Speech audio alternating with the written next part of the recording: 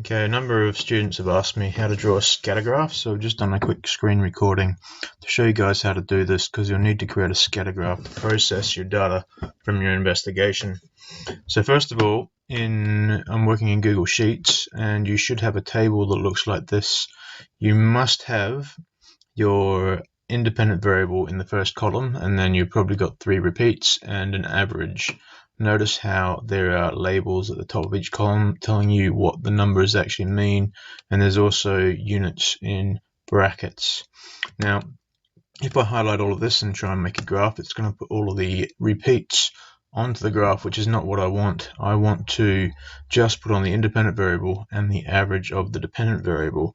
So what I've done is I've copied and pasted those 2 columns into a new table to put the 2 sets of data that I want on my graph side by side. So once I've done that, I can select the data that I want just by clicking and dragging around the box, and then I click on Insert Chart.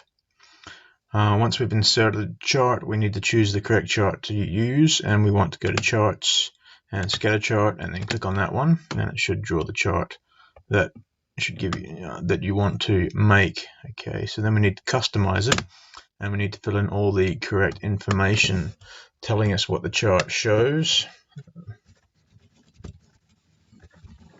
and also what both of the axes are. The horizontal axis in this case is mass in grams.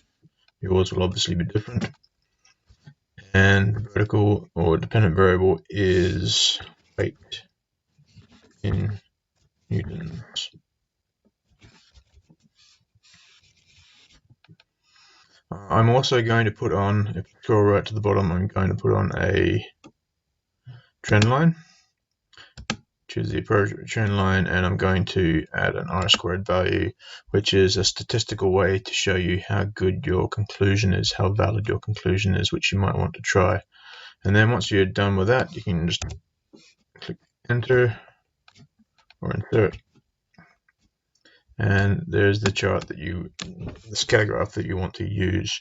You might need to play around with the line of best fit to see which R-squared value is the best. You really, for a valid conclusion, you want more than 0.95 for your R-squared value. If it's less than that, then your conclusion is most likely due to chance, and you might want to talk about that in your evaluation.